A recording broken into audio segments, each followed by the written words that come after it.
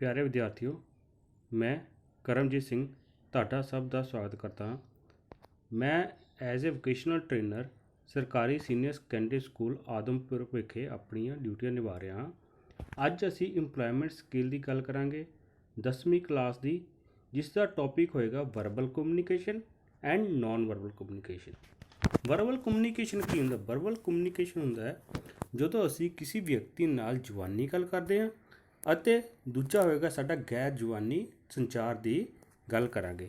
ਸਭ ਤੋਂ ਪਹਿਲਾਂ ਅਸੀਂ ਦੇਖਦੇ ਹਾਂ ਸੰਚਾਰ ਹੁੰਦਾ ਕੀ ਹੈ। ਕਮਿਊਨੀਕੇਸ਼ਨ, ਜਿਸ ਨੂੰ ਇੰਗਲਿਸ਼ ਦੇ ਵਿੱਚ ਅਸੀਂ ਆਖਦੇ ਹਾਂ communication. Communication is simply the act of transferring information from one place person or group to another place person or a group. ਮਤਲਬ ਕਿ ਸੰਚਾਰ ਉਹ ਪ੍ਰਕਿਰਿਆ ਹੈ ਜਿਸ ਵਿੱਚ ਇੱਕ ਵਿਅਕਤੀ ਆਪਣੀ ਜਾਣਕਾਰੀ ਇੱਕ ਥਾਂ, ਇੱਕ ਵਿਅਕਤੀ ਜਾਂ ਇੱਕ ਗਰੁੱਪ ਤੋਂ ਦੂਜੀ ਜਗ੍ਹਾ, ਦੂਜੇ ਵਿਅਕਤੀ ਜਾਂ ਦੂਜੇ ਗਰੁੱਪ ਤੱਕ ਪਹੁੰਚਾਉਂਦਾ ਹੈ। ਉਸ ਨੂੰ ਅਸੀਂ ਸੰਚਾਰ ਆਖਦੇ ਹਾਂ। ਇਸ ਤੋਂ ਬਾਅਦ ਅਸੀਂ ਦੇਖਦੇ ਹਾਂ ਵਰਬਲ ਕਮਿਊਨੀਕੇਸ਼ਨ ਕੀ ਹੁੰਦਾ ਹੈ, ਜਿਸ ਨੂੰ ਅਸੀਂ ਜ਼ੁਬਾਨੀ ਸੰਚਾਰ ਆਖਦੇ ਹਾਂ। ਜ਼ੁਬਾਨੀ ਸੰਚਾਰ verbal communication include sounds, words, language and speech. ਮਤਲਬ ਕਿ ਜ਼ੁਬਾਨੀ ਸੰਚਾਰ ਉਹ ਹੁੰਦਾ ਹੈ ਜਿਸ ਵਿੱਚ ਧੁਨੀਆਂ, ਸ਼ਬਦ, ਭਾਸ਼ਾ ਅਤੇ ਬੋਲਣ ਦੀ ਪ੍ਰਕਿਰਿਆ ਨੂੰ ਜ਼ੁਬਾਨੀ ਸੰਚਾਰ ਆਖਿਆ ਜਾਂਦਾ ਹੈ। ਜਿਵੇਂ ਕਿ ਇਸ ਦੀ ਅਸੀਂ ਗੱਲ ਕਰੀਏ ਟਾਈਪਸ ਆਫ ਵਰਬਲ ਕਮਿਊਨੀਕੇਸ਼ਨ, ਤਾਂ 3 ਤਰ੍ਹਾਂ ਦੇ ਹੁੰਦੇ ਹਨ: ਇੰਟਰਪਰਸਨਲ, ਰਿਟਨ, ਲਿਖਤੀ ਜਾਂ ਕਿਸੇ ਇੱਕ ਗਰੁੱਪ ਦੇ ਵਿੱਚ। ਇੰਟਰਪਰਸਨਲ ਕੀ ਹੁੰਦਾ ਹੈ? ਇੰਟਰਪਰਸਨਲ ਹੁੰਦਾ ਹੈ ਜਦੋਂ ਇੱਕ ਵਿਅਕਤੀ ਦੂਜੇ ਵਿਅਕਤੀ ਨਾਲ ਆਪਣੀ ਜਾਣਕਾਰੀ ਸਾਂਝੀ ਕਰਦਾ ਹੈ, ਤਾਂ ਉਹ ਇੰਟਰਪਰਸਨਲ ਕਮਿਊਨੀਕੇਸ਼ਨ ਹੁੰਦਾ ਹੈ। ਉਸ ਤੋਂ ਬਾਅਦ ਅਸੀਂ ਗੱਲ ਕਰਦੇ ਹਾਂ ਲਿਖਤੀ ਸੰਚਾਰ ਦੀ। ਜਦੋਂ ਇੱਕ ਵਿਅਕਤੀ ਆਪਣੀ ਜਾਣਕਾਰੀ ਦੂਜੇ ਵਿਅਕਤੀ ਨਾਲ ਲਿਖ ਕੇ ਸਾਂਝੀ ਕਰਦਾ ਹੈ ਤਾਂ ਉਸ ਨੂੰ ਲਿਖਤੀ ਸੰਚਾਰ ਆਖਦੇ ਹਨ। ਤੀਜਾ ਹੋ ਗਿਆ ਸਾਡਾ ਸਮਾਲ ਗਰੁੱਪ। ਸਮਾਲ ਗਰੁੱਪ ਕੀ ਹੁੰਦਾ ਹੈ? ਸਮਾਲ ਗਰੁੱਪ ਹੁੰਦਾ ਹੈ ਜਦੋਂ ਇੱਕ ਵਿਅਕਤੀ ਕੁਝ ਵਿਅਕਤੀਆਂ ਨਾਲ, ਇੱਕ ਵਿਅਕਤੀ ਤੋਂ ਜ਼ਿਆਦਾ ਵਿਅਕਤੀਆਂ ਨਾਲ ਆਪਣੀ ਜਾਣਕਾਰੀ ਸਾਂਝੀ ਕਰਦਾ ਹੈ ਤਾਂ ਉਸ ਨੂੰ ਵਰਬਲ ਕਮਿਊਨੀਕੇਸ਼ਨ ਦਾ ਸਮਾਲ ਗਰੁੱਪ ਆਖਿਆ ਜਾਂਦਾ ਹੈ। ਇਸ ਤੋਂ ਬਾਅਦ ਅਸੀਂ ਦੇਖਦੇ ਹਾਂ ਇੰਟਰਪਰਸਨਲ ਗਰੁੱਪ ਦੀ ਅਸੀਂ ਗੱਲ ਕਰੀਏ ਸੰਚਾਰ ਦੀ, ਤਾਂ ਉਹਦੇ ਵਿੱਚ ਕੀ ਆਉਂਦਾ ਹੈ? This form of communication takes communication place between two individuals.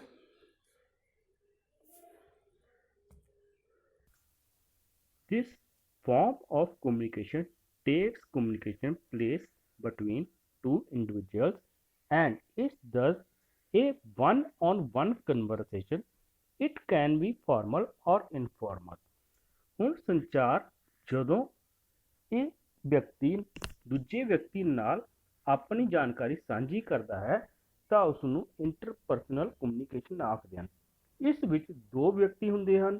ਜਦੋਂ ਇੱਕ ਵਿਅਕਤੀ ਬੋਲ ਕੇ ਹਟਦਾ ਹੈ ਤਾਂ ਸਾਹਮਣੇ ਵਾਲਾ ਵਿਅਕਤੀ ਉਸ ਜਾਣਕਾਰੀ ਦਾ ਜਵਾਬ ਦਿੰਦਾ ਹੈ, ਜਿਸ ਨੂੰ ਇੰਟਰਪਰਸਨਲ ਕਮਿਊਨੀਕੇਸ਼ਨ ਦਾ ਰੂਪ ਆਖਿਆ ਜਾਂਦਾ ਹੈ। ਇਹ ਫਾਰਮਲ ਵੀ ਹੋ ਸਕਦਾ ਹੈ ਅਤੇ ਇਨਫਾਰਮਲ ਵੀ ਹੋ ਸਕਦਾ ਹੈ। Formal communication and informal communication. Formal communication ਉਹ ਹੁੰਦਾ ਹੈ ਜਦੋਂ ਕੋਈ ਵਿਅਕਤੀ ਆਪਣੇ ਦਫ਼ਤਰ ਜਾਂ ਕਿਸੇ ਇੱਦਾਂ ਦੀ ਜਗ੍ਹਾ 'ਤੇ ਕੰਮ ਕਰ ਰਿਹਾ ਹੈ ਅਤੇ ਉਸ ਜਾਣਕਾਰੀ ਆਪਣੇ ਦਫ਼ਤਰ ਰਿਲੇਟਡ ਦੂਜੇ ਵਿਅਕਤੀ ਨਾਲ ਸਾਂਝੀ ਕਰਦਾ ਹੈ ਤਾਂ ਉਸ ਨੂੰ ਫਾਰਮਲ ਕਮਿਊਨੀਕੇਸ਼ਨ ਆਖਿਆ ਜਾਂਦਾ ਹੈ। ਅਤੇ ਜਦੋਂ ਕੋਈ ਵਿਅਕਤੀ ਆਪਣੇ ਦੋਸਤਾਂ ਨਾਲ ਜਾਣਕਾਰੀ ਸਾਂਝੀ ਕਰਦਾ ਹੈ ਤਾਂ ਉਸ ਨੂੰ ਇਨਫਾਰਮਲ ਕਮਿਊਨੀਕੇਸ਼ਨ ਆਖਿਆ ਜਾਂਦਾ ਹੈ। ਇਸ ਤੋਂ ਬਾਅਦ ਅਸੀਂ ਗੱਲ ਕਰਦੇ ਹਾਂ ਰਿਟਨ ਕਮਿਊਨੀਕੇਸ਼ਨ।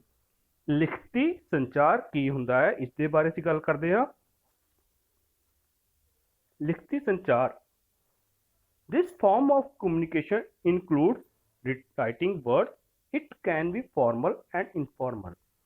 ਇਹ ਉਹ ਸੰਚਾਰ ਹੁੰਦਾ ਹੈ ਜਦੋਂ ਇੱਕ ਵਿਅਕਤੀ ਆਪਣੀ ਜਾਣਕਾਰੀ ਲਿਖ ਕੇ ਦੂਜੇ ਵਿਅਕਤੀ ਨਾਲ ਸਾਂਝੀ ਕਰਦਾ ਹੈ ਤਾਂ ਉਸ ਨੂੰ ਲਿਖਤੀ ਰੂਪ ਦਾ ਸੰਚਾਰ ਆਖਿਆ ਜਾਂਦਾ ਹੈ। ਇਹ ਵੀ ਫਾਰਮਲ ਅਤੇ ਇਨਫਾਰਮਲ ਹੋ ਸਕਦਾ ਹੈ। ਇਸ ਦੇ ਵਿੱਚ ਚਿੱਠੀ ਪੱਤਰ ਆ ਜਾਂਦਾ ਹੈ। ਜਦੋਂ ਇੱਕ ਵਿਅਕਤੀ ਦੂਜੇ ਵਿਅਕਤੀ ਨਾਲ ਆਪਣੀ ਜਾਣਕਾਰੀ ਚਿੱਠੀ ਪੱਤਰ ਰਾਹੀਂ ਸਾਂਝੀ ਕਰਦਾ ਹੈ ਤਾਂ ਉਸ ਨੂੰ ਚਿੱਠੀ ਪੱਤਰ ਰਾਹੀਂ ਸੰਚਾਰ ਆਖਿਆ ਜਾਂਦਾ ਹੈ। ਦੂਜਾ ਰੂਪ ਹੈ ਇਸ ਦਾ ਨੋਟਸ।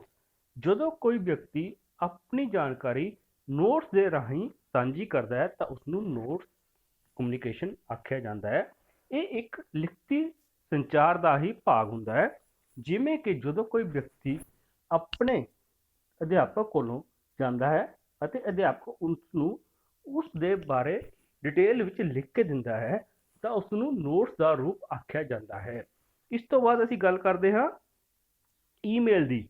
ਈਮੇਲ ਦੇ ਵਿੱਚ ਜਦੋਂ ਇੱਕ ਵਿਅਕਤੀ ਦੂਜੇ ਵਿਅਕਤੀ ਨੂੰ ਈਮੇਲ ਕਰਦਾ ਹੈ, ਮਤਲਬ ਕਿ ਆਪਣੀ ਜਾਣਕਾਰੀ ਇਲੈਕਟ੍ਰੋਨਿਕ ਮੀਡੀਆ ਦੇ ਰਾਹੀਂ ਲਿਖ ਕੇ ਦੂਜੇ ਵਿਅਕਤੀ ਨਾਲ ਸਾਂਝੀ ਕਰਦਾ ਹੈ ਤਾਂ ਉਸਨੂੰ ਈਮੇਲ ਦਾ ਰੂਪ ਆਖਿਆ ਜਾਂਦਾ ਹੈ। ਉਸ ਤੋਂ ਬਾਅਦ ਅਸੀਂ ਗੱਲ ਕਰਦੇ ਹਾਂ ਸ਼ਾਰਟ ਮੈਸੇਜ ਸਰਵਿਸ ਦੀ। ਸ਼ਾਰਟ ਮੈਸੇਜ ਸਰਵਿਸ ਦੇ ਵਿੱਚ ਇੱਕ ਵਿਅਕਤੀ ਮੈਸੇਜ ਦੇ ਰਾਹੀਂ ਆਪਣੀ ਜਾਣਕਾਰੀ ਦੂਜੇ ਵਿਅਕਤੀ ਨਾਲ ਸਾਂਝੀ ਕਰਦਾ ਹੈ ਤਾਂ ਉਸਨੂੰ ਸ਼ਾਰਟ ਮੈਸੇਜ ਦਾ ਰੂਪ ਆਖਿਆ ਜਾਂਦਾ ਹੈ। ਇਹ ਵੀ ਇੱਕ ਲਿਖਤੀ ਸੰਚਾਰ ਦਾ ਹੀ ਸਾਧਨ ਹੈ। ਮੈਨੂੰ ਲੱਗਦਾ ਤੁਸੀਂ ਹੁਣ ਸਾਰੇ ਸਮਝ ਗਏ ਹੋਵੋਗੇ ਕਿ ਲਿਖਤੀ ਸੰਚਾਰ ਕੀ ਹੁੰਦਾ ਹੈ।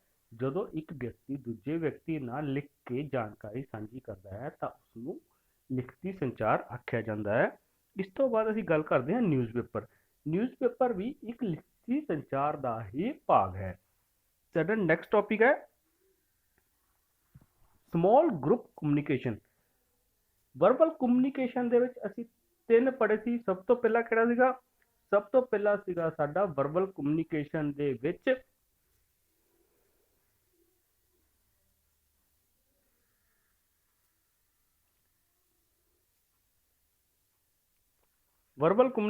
ਵਿੱਚ ਸਭ ਤੋਂ ਪਹਿਲਾਂ ਸੀਗਾ ਸਾਡਾ ਇੰਟਰਪਰਸਨਲ ਕਮਿਊਨੀਕੇਸ਼ਨ, ਜਿਸ ਦੇ ਵਿੱਚ ਇੱਕ ਵਿਅਕਤੀ ਦੂਜੇ ਵਿਅਕਤੀ ਨਾਲ ਬੋਲ ਕੇ ਜਾਣਕਾਰੀ ਸਾਂਝੀ ਕਰਦਾ ਹੈ।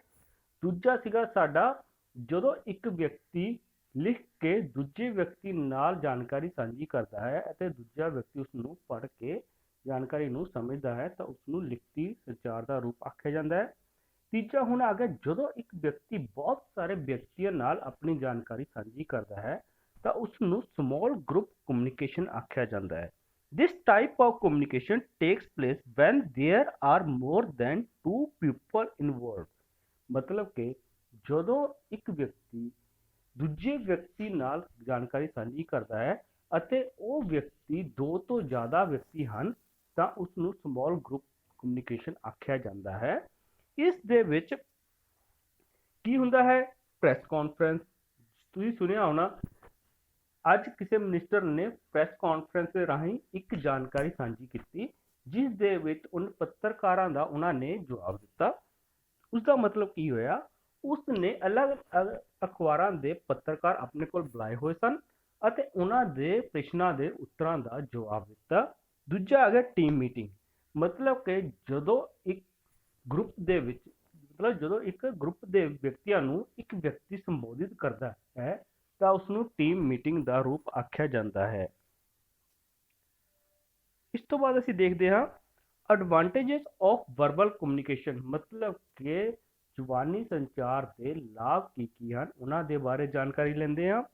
ਸਭ ਤੋਂ ਪਹਿਲਾ ਲਾਭ ਹੈ ਸਾਡਾ ਈਜ਼ੀ ਟੂ ਕਮਿਊਨੀਕੇਟ। ਮਤਲਬ ਕਿ ਆਸਾਨੀ ਨਾਲ ਅਸੀਂ ਆਪਣੀ ਜਾਣਕਾਰੀ ਦੂਜੇ ਵਿਅਕਤੀ ਨਾਲ ਸਾਂਝੀ ਕਰ ਸਕਦੇ ਹਾਂ। ਇਹ ਇਸ ਦਾ ਇੱਕ ਲਾਭ ਹੈ। ਮਤਲਬ ਕਿ ਤੁਸੀਂ ਇੱਕ ਵਿਅਕਤੀ ਤੁਹਾਡੇ ਆਪਣੇ ਇੱਕ ਦੋਸਤ ਨਾਲ ਤੁਸੀਂ ਕੋਈ ਜਾਣਕਾਰੀ ਸਾਂਝੀ ਕਰਦੇ ਹੋ ਤਾਂ ਕੀ ਕਰਦੇ ਹੋ? ਲਿਖ ਕੇ ਵੀ ਅਤੇ ਬੋਲ ਕੇ ਵੀ। ਇਹ ਸਭ ਤੋਂ ਆਸਾਨ ਸੰਚਾਰ ਦਾ ਮਾਧਿਅਮ ਹੈ। ਉਸ ਤੋਂ ਬਾਅਦ ਅਸੀਂ ਗੱਲ ਕਰਦੇ ਹਾਂ ਕੁਇਕ ਰਿਸਪੌਂਸ ਦੀ। ਤੁਸੀਂ ਆਪਣੇ ਦੋਸਤ ਨਾਲ ਗੱਲ ਸਾਂਝੀ ਕੀਤੀ ਅਤੇ ਉਸਨੇ ਤੁਹਾਨੂੰ ਇੱਕਦਮ ਹੀ ਉਸਦਾ ਜਵਾਬ ਦੇ ਦਿੱਤਾ। ਤੁਹਾਨੂੰ ਸਮਝ ਆ ਗਿਆ ਕਿ ਤੁਹਾਡਾ ਦੋਸਤ ਉਸ ਦੇ ਬਾਰੇ ਕੀ ਜਾਣਕਾਰੀ ਰੱਖਦਾ ਹੈ ਅਤੇ ਤੁਹਾਨੂੰ ਉਹਨਾਂ ਦੇ ਬਾਰੇ ਕੀ ਦੱਸਣਾ ਚਾਹੁੰਦਾ ਹੈ। ਉਸ ਤੋਂ ਬਾਅਦ ਆ ਗਿਆ ਚੇਂਜ ਇੰਟਰੈਕਸ਼ਨ। ਮਤਲਬ ਕਿ ਉਹ ਤੁਹਾਡੇ ਨਾਲ ਆਪਣੀ ਜਾਣਕਾਰੀ ਕਿਸ ਤਰ੍ਹਾਂ ਸਾਂਝੀ ਕਰੇਗਾ? ਬੋਲ ਕੇ, ਲੜ ਕੇ ਜਾਂ ਤੁਹਾਡੇ ਪਿਆਰ ਦੇ ਨਾਲ ਉਹ ਤੁਹਾਡੇ ਨਾਲ ਜਾਣਕਾਰੀ ਸਾਂਝੀ ਕਰ ਸਕਦਾ। ਤੁਸੀਂ ਦੇਖ ਸਕਦੇ ਹੋ ਕਿ ਉਸ ਸਾਹਮਣੇ ਵਾਲੇ ਦਾ ਰਿਐਕਸ਼ਨ ਕੀ ਹੈ ਉਸ ਜਾਣਕਾਰੀ ਦੇ ਬਾਰੇ। ਉਸ ਤੋਂ ਬਾਅਦ ਆ ਗਿਆ ਡਿਸਟੈਂਸ। ਤੁਸੀਂ ਅੱਜ ਇੱਥੇ ਬੈਠੇ ਹੋ, ਤੁਸੀਂ ਟੈਲੀਫੋਨ ਦੇ ਰਾਹੀਂ ਜਾਂ ਇਲੈਕਟ੍ਰੋਨਿਕ ਮੀਡੀਆ ਦੇ ਰਾਹੀਂ ਆਪਣੀ ਜਾਣਕਾਰੀ ਦੁਨੀਆ ਦੇ ਕਿਸੇ ਵੀ ਕੋਨੇ ਦੇ ਵਿੱਚ ਪਹੁੰਚਾ ਸਕਦੇ ਹੋ। ਇਹਦਾ ਮਤਲਬ ਕੀ ਹੋਇਆ? ਡਿਸਟੈਂਸ ਉਹ ਜਿੰਨਾ ਮਰਜ਼ੀ ਦੂਰੀ ਤੇ ਬੈਠਾ ਹੋਵੇ ਤੁਸੀਂ ਆਸਾਨੀ ਨਾਲ ਆਪਣਾ ਸੰਚਾਰ, ਆਪਣੀ ਜਾਣਕਾਰੀ ਦੂਜੇ ਵਿਅਕਤੀ ਤੱਕ ਪਹੁੰਚਾ ਸਕਦੇ ਹੋ। ਉਸ ਤੋਂ ਬਾਅਦ ਆ ਗਿਆ ਡਿਸਐਡਵਾਂਟੇਜ ਆਫ ਵਰਬਲ ਕਮਿਊਨੀਕੇਸ਼ਨ। ਜ਼ੁਬਾਨੀ ਸੰਚਾਰ ਦੀਆਂ ਹਾਨੀਆਂ ਦੇ ਬਾਰੇ ਗੱਲ ਕਰੀਏ ਤਾਂ ਕਲਚਰਲ ਡਿਫਰੈਂਸ, ਮਤਲਬ ਕਿ ਸਾਡੀ ਸੱਭਿਅਤਾ ਅਤੇ ਸਾਹਮਣੇ ਵਾਲੇ ਵਿਅਕਤੀ ਦੀ ਸੱਭਿਅਤਾ ਅਲੱਗ ਹੋ ਸਕਦੀ ਹੈ ਅਤੇ ਇਸ ਦੇ ਕਾਰਨ ਉਹ ਸਾਡੀ ਜੋ ਜ਼ੁਬਾਨ ਹੈ, ਮਤਲਬ ਸਾਡੀ ਜੋ ਭਾਸ਼ਾ ਹੈ, ਉਹ ਸਾਹਮਣੇ ਵਾਲੇ ਸਮਝ ਆਣੀ ਮੁਸ਼ਕਿਲ ਹੋ ਸਕਦੀ ਹੈ ਅਤੇ ਉਹ ਇਸ ਨੂੰ ਸਮਝ ਨਹੀਂ ਸਕਦਾ, ਡਿਸੇਬਿਲਿਟੀ ਟੂ ਅੰਡਰਸਟੈਂਡ ਹੋ ਸਕਦੀ ਹੈ ਉਹਦੇ ਨਾਲ, ਅਤੇ ਉਹ ਕਨਫਿਊਜ਼ ਹੋ ਸਕਦਾ ਹੈ। ਇਹ ਇਸ ਦੀ ਇੱਕ ਸਭ ਤੋਂ ਵੱਡੀ ਹਾਨੀ ਹੈ, ਮਤਲਬ ਕਿ ਕਲਚਰ ਡਿਫਰੈਂਸ ਹੋ ਸਕਦਾ ਹੈ, ਉਹਦੀ ਭਾਸ਼ਾ ਅਲੱਗ ਹੋ ਸਕਦੀ ਹੈ ਤੇ ਉਹਦੇ ਲਈ ਸਮਝਣਾ ਮੁਸ਼ਕਿਲ ਹੋ ਸਕਦਾ ਹੈ ਅਤੇ ਉਹ ਕਿਸੇ ਸ਼ਬਦ ਨੂੰ ਲੈ ਕੇ ਕਨਫਿਊਜ਼ ਹੋ ਸਕਦਾ ਹੈ। ਇਹ ਸਭ ਇਸ ਦੀਆਂ ਹਾਨੀਆਂ ਹਨ ਵਰਬਲ ਸੰਚਾਰ ਦੀਆਂ। ਇਸ ਤੋਂ ਬਾਅਦ ਅਸੀਂ ਗੱਲ ਕਰਦੇ ਹਾਂ ਮਾਸਟਰਿੰਗ ਵਰਬਲ ਕਮਿਊਨੀਕੇਸ਼ਨ ਕੀ ਹੁੰਦਾ ਹੈ। Most people tend to get nervous while speaking in front of a large group or even while speaking to their teacher, manager and supervisor। ਇਸ ਦਾ ਮਤਲਬ ਕੀ ਹੋਇਆ, ਜਦੋਂ ਇੱਕ ਵਿਅਕਤੀ ਬਹੁਤ ਸਾਰੇ ਵਿਅਕਤੀਆਂ ਨੂੰ ਸੰਬੋਧਿਤ ਕਰਨ ਦੇ ਸਮੇਂ ਨਰਵਸ ਹੋ ਜਾਂਦਾ ਹੈ ਤਾਂ ਉਸ ਨੂੰ ਮਾਸਟਰ ਵਰਬਲ ਕਮਿਊਨੀਕੇਸ਼ਨ ਦਾ ਇੱਕ ਰੂਪ ਆਖਿਆ ਜਾਂਦਾ ਹੈ। ਇਸ ਦੇ ਵਿੱਚ ਕੀ ਕਰਨਾ ਹੁੰਦਾ ਹੈ, ਉਸਨੇ ਆਪਣੇ ਆਪ ਨੂੰ ਮੋਟੀਵੇਟ ਕਰਨ ਦੇ ਲਈ ਉਸਦੀ ਬਾਰ-ਬਾਰ ਪ੍ਰੈਕਟਿਸ ਕਰਨੀ ਹੁੰਦੀ ਹੈ, ਜਿਸ ਦੇ ਨਾਲ ਉਹ ਉਸ ਤੋਂ ਬਾਹਰ ਆ ਸਕਦਾ ਹੈ। ਇਸ ਦੇ ਵਿੱਚ ਉਹ ਆਪਣੇ ਅਧਿਆਪਕ ਨਾਲ ਗੱਲ ਕਰਨ ਤੋਂ ਵੀ ਨਰਵਸ ਹੋ ਸਕਦਾ ਹੈ। ਕਈ ਵਾਰ ਇੱਦਾਂ ਹੁੰਦਾ ਹੈ ਕੋਈ ਵਿਦਿਆਰਥੀ ਆਪਣੇ ਅਧਿਆਪਕ ਨਾਲ ਗੱਲ ਕਰਨ ਸਮੇਂ ਨਰਵਸ ਹੋ ਜਾਂਦਾ ਹੈ ਤੇ ਉਸ ਨੂੰ ਸਮਝ ਨਹੀਂ ਆਉਂਦਾ ਤੇ ਉਸਨੇ ਕੀ ਕਹਿਣਾ ਸੀ। ਇਸ ਦੇ ਕਾਰਨ ਉਸ ਨੂੰ ਕਈ ਵਾਰ ਔਖੀਆਂ ਚੀਜ਼ਾਂ ਦਾ ਵੀ ਸਾਹਮਣਾ ਕਰਨਾ ਪੈ ਸਕਦਾ ਹੈ। ਇਸ ਤੋਂ ਬਾਅਦ ਅਸੀਂ ਗੱਲ ਕਰਦੇ ਹਾਂ ਥਿੰਕ। ਇਸ ਤੋਂ ਬਾਹਰ ਨਿਕਲਣ ਦੇ ਲਈ ਕਿਹੜੇ ਤਰੀਕੇ ਹਨ। ਥਿੰਕ ਬਿਫੋਰ ਯੂ ਸਪੀਕ, ਬੋਲਣ ਤੋਂ ਪਹਿਲਾਂ ਤੁਸੀਂ ਸੋਚੋ। ਕੌਨਸ਼ੀਅਸ ਐਂਡ ਕਲੀਅਰ, ਮਤਲਬ ਤੁਹਾਨੂੰ ਪਤਾ ਹੋਣਾ ਚਾਹੀਦਾ ਹੈ ਤੁਸੀਂ ਆਪਣੇ ਅਧਿਆਪਕ ਜਾਂ ਤੁਸੀਂ ਬਹੁਤ ਸਾਰੇ ਵਿਅਕਤੀਆਂ ਦੇ ਸਾਹਮਣੇ ਕੀ ਬੋਲਣਾ ਹੈ ਅਤੇ ਕਿੱਦਾਂ ਬੋਲਣਾ ਹੈ। ਉਸ ਤੋਂ ਬਾਅਦ ਕੌਨਫੀਡੈਂਸ ਐਂਡ ਬੋਡੀ ਲੈਂਗੁਏਜ, ਤੁਹਾਡੀ ਬੋਡੀ ਲੈਂਗੁਏਜ ਅਤੇ ਤੁਹਾਡੇ ਵਿੱਚ ਇੰਨਾ ਕੌਨਫੀਡੈਂਸ ਹੋਣਾ ਚਾਹੀਦਾ ਹੈ ਕਿ ਤੁਸੀਂ ਸਾਹਮਣੇ ਵਿਅਕਤੀਆਂ ਦੇ ਸਾਹਮਣੇ ਬੋਲ ਸਕੋ। ਉਸ ਤੋਂ ਬਾਅਦ ਆ ਗਿਆ ਨॉन ਵਰਬਲ ਕਮਿਊਨੀਕੇਸ਼ਨ। ਨॉन ਵਰਬਲ ਕਮਿਊਨੀਕੇਸ਼ਨ ਕੀ ਹੁੰਦਾ ਹੈ। Non verbal communication types includes facial expression, gesture, tone of voice, personal space, eye contact and touch। ਮਤਲਬ ਕਿ ਜਦੋਂ ਅਸੀਂ ਸਾਹਮਣੇ ਵਾਲੇ ਵਿਅਕਤੀ ਨਾਲ ਸ਼ਬਦਾਂ ਦਾ ਉਪਯੋਗ ਕੀਤੇ ਬਿਨਾਂ ਉਸ ਨੂੰ ਇੱਕ ਸੰਦੇਸ਼ ਦਿੰਦੇ ਹਾਂ ਤਾਂ ਉਸ ਨੂੰ ਨॉन ਵਰਬਲ ਕਮਿਊਨੀਕੇਸ਼ਨ ਦਾ ਰੂਪ ਆਖਿਆ ਜਾਂਦਾ ਹੈ। ਇਸ ਦੇ ਵਿੱਚ ਸਾਡੇ ਫੇਸ ਦੇ ਐਕਸਪ੍ਰੈਸ਼ਨ, ਮਤਲਬ ਅਸੀਂ ਕੀ ਕਹਿਣਾ ਚਾਹੁੰਦੇ ਆ ਪਰ ਅਸੀਂ ਬੋਲਦੇ ਨਹੀਂ, ਸਾਡੇ ਫੇਸ ਤੋਂ ਪਤਾ ਲੱਗ ਜਾਂਦਾ ਹੈ ਅਸੀਂ ਕੀ ਕਹਿਣਾ ਚਾਹੁੰਦੇ ਆ। ਸਾਡੇ ਗੈਸਚਰ, ਸਾਡੇ ਖੜੇ ਹੋਣ ਦਾ ਤਰੀਕਾ ਅਤੇ ਸਾਡੀ ਆਵਾਜ਼, ਜਿਵੇਂ ਕਿ ਇੱਕ ਵਿਅਕਤੀ ਦੂਜੇ ਵਿਅਕਤੀ ਨਾਲ ਪਿਆਰ ਨਾਲ ਗੱਲ ਕਰ ਰਿਹਾ ਹੈ ਜਦੋਂ ਬੇਟਾ ਕਹਿ ਕੇ, ਇਹਦਾ ਮਤਲਬ ਕਿ ਉਹ ਬਹੁਤ ਅੱਛੇ ਮੂਡ ਦੇ ਵਿੱਚ ਹੈ, ਪਰ ਜਦੋਂ ਉਹ ਗੁੱਸੇ ਦੇ ਵਿੱਚ ਹੋਏਗਾ ਤਾਂ ਉਹ ਤੁਹਾਨੂੰ ਬੇਟਾ ਨਹੀਂ ਕਹੇਗਾ, ਉਸ ਦੀ ਥਾਂ ਤੇ ਤੁਹਾਨੂੰ ਤੁਹਾਡਾ ਨਾਮ ਲੈ ਕੇ ਪੁਕਾਰ ਸਕਦਾ ਹੈ। ਉਸ ਤੋਂ ਬਾਅਦ ਆ ਗਿਆ ਪਰਸਨਲ ਸਪੇਸ। ਇੱਕ ਵਿਅਕਤੀ ਦੂਜੇ ਵਿਅਕਤੀ ਨਾਲ ਜਦੋਂ ਗੁੱਸੇ ਹੋਏਗਾ ਤਾਂ ਉਹ ਕਿਤੇ ਦੂਰ ਜਾ ਕੇ ਖੜਾ ਹੋਏਗਾ, ਪਰ ਉਹੀ ਵਿਅਕਤੀ ਜਦੋਂ ਤੁਹਾਡੇ ਨਾਲ ਗੁੱਸੇ ਨਹੀਂ ਹੈ ਤੁਹਾਡੇ ਨਾਲ ਆ ਕੇ ਗੱਲ ਕਰੇਗਾ, ਤੁਹਾਡੇ ਕੋਲ ਆ ਕੇ ਖੜਾ ਹੋਏਗਾ। ਉਸ ਤੋਂ ਬਾਅਦ ਆ ਗਿਆ ਆਈ ਕੰਟੈਕਟ, ਮਤਲਬ ਕਿ ਜਦੋਂ ਵਿਅਕਤੀ ਸਾਹਮਣੇ ਵਾਲੇ ਵਿਅਕਤੀ ਨਾਲ ਗੱਲ ਕਰ ਰਿਹਾ ਹੈ ਤਾਂ ਉਹ ਅੱਖਾਂ ਮਿਲਾ ਕੇ ਨਹੀਂ ਗੱਲ ਕਰ ਰਿਹਾ। ਇਹਦਾ ਮਤਲਬ ਕਿ ਉਸ ਨੂੰ ਜਾਂ ਤਾਂ ਸਮਝ ਨਹੀਂ ਆ ਰਿਹਾ ਕੀ ਕਹਿ ਰਿਹਾ ਜਾਂ ਉਸ ਨੂੰ ਕਿਸੇ ਚੀਜ਼ ਦਾ ਕਨਫਿਊਜ਼ਨ ਹੈ।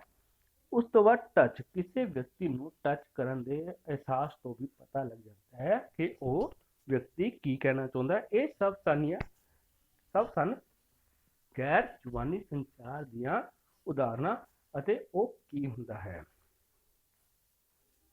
ਇਸ ਤੋਂ ਬਾਅਦ ਅਸੀਂ ਕਰਦੇ ਹਾਂ ਵਿਜ਼ੂਅਲ ਕਮਿਊਨੀਕੇਸ਼ਨ। ਵਿਜ਼ੂਅਲ ਕਮਿਊਨੀਕੇਸ਼ਨ ਕੀ ਹੁੰਦਾ ਹੈ।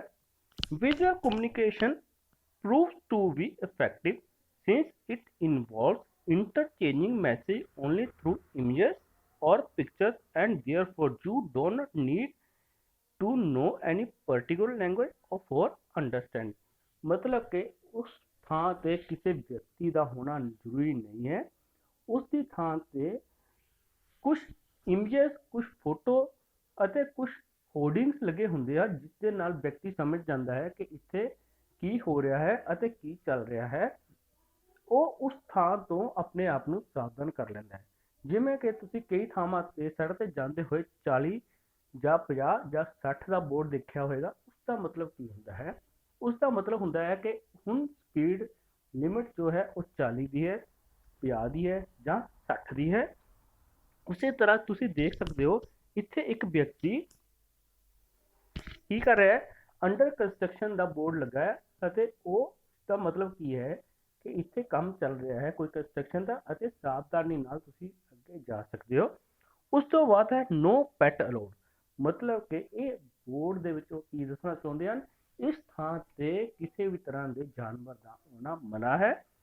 ਉਸ ਤੋਂ ਬਾਅਦ ਹੈ ਪੀ, ਜਿਸ ਦੇ ਉੱਪਰ ਕ੍ਰਾਸ ਲੱਗਾ ਹੋਇਆ ਹੈ। ਇਸ ਦਾ ਮਤਲਬ ਕੀ ਹੈ? ਪਾਰਕਿੰਗ ਅਲਾਉਡ ਨਹੀਂ ਹੈ ਇਸ ਜਗ੍ਹਾ ਤੇ, ਤੁਸੀਂ ਆਪਣੀ ਗੱਡੀ ਇਸ ਜਗ੍ਹਾ ਤੇ ਖੜੀ ਨਹੀਂ ਕਰ ਸਕਦੇ ਹੋ। ਅਤੇ ਉਸ ਤੋਂ ਬਾਅਦ ਹੈ ਜਿੱਥੇ ਤੁਸੀਂ ਨਹੀਂ ਆ ਸਕਦੇ ਹੋ ਉਸ ਦਾ ਬੋਰਡ ਲੱਗਾ ਹੋਇਆ ਹੈ। ਇਹ ਸਭ ਸਨ ਕਮਿਊਨੀਕੇਸ਼ਨ ਰਿਲੇਟਡ ਅਤੇ ਇਸ ਦੇ ਨਾਲ ਹੀ ਤੁਹਾਡਾ ਸਭ ਦਾ ਬਹੁਤ ਬਹੁਤ ਧੰਨਵਾਦ। ਮੈਂ ਕਰਮਜੀਤ ਸਿੰਘ ਸਰਕਾਰੀ ਸੀਨੀਅਰ ਸੈਕੰਡਰੀ ਸਕੂਲ ਆਦਮਪੁਰ ਤੋਂ ਸਮਝ ਰਿਹਾ ਕਿ ਤੁਹਾਨੂੰ ਸਭ ਨੂੰ ਇਹ ਬਹੁਤ ਵਧੀਆ ਲੱਗਾ ਹੋਵੇਗਾ ਅਤੇ ਤੁਸੀਂ ਇਸ ਨੂੰ ਚੰਗੀ ਤਰ੍ਹਾਂ ਸਮਝ ਲਿਆ ਹੋਵੇਗਾ। ਤੁਹਾਡਾ ਸਭ ਦਾ ਬਹੁਤ ਬਹੁਤ ਧੰਨਵਾਦ।